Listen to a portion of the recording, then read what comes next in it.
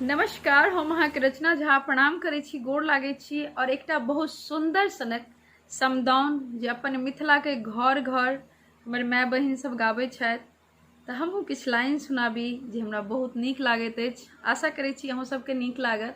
बहुत सुंदर भाव छै।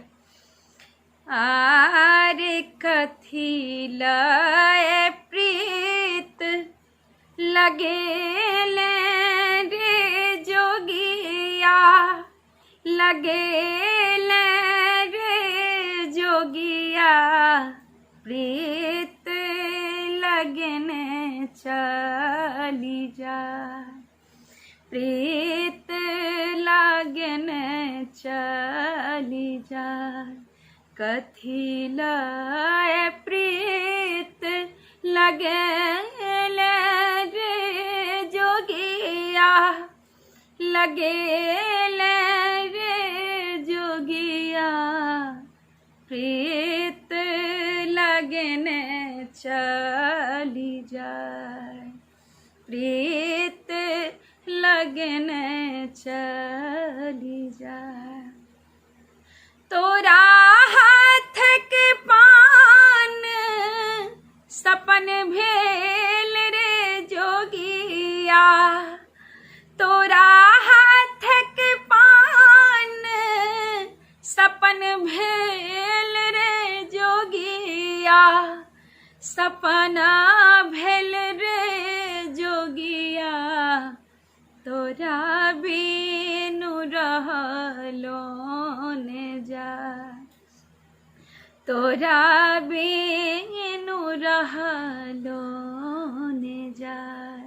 हारे आंगन तोरा बिनु बिजुबना भेल रे जोगिया, बिजुबना भेल रे जोगिया, घर लागे सुन अन्हार, घर लागे सुन अन्हार।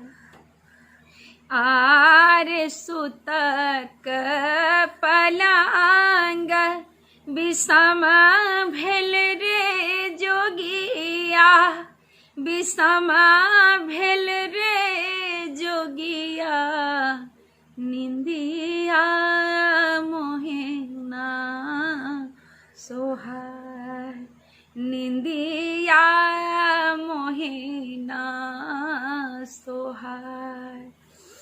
और सब संत माँ भनाही विद्यापति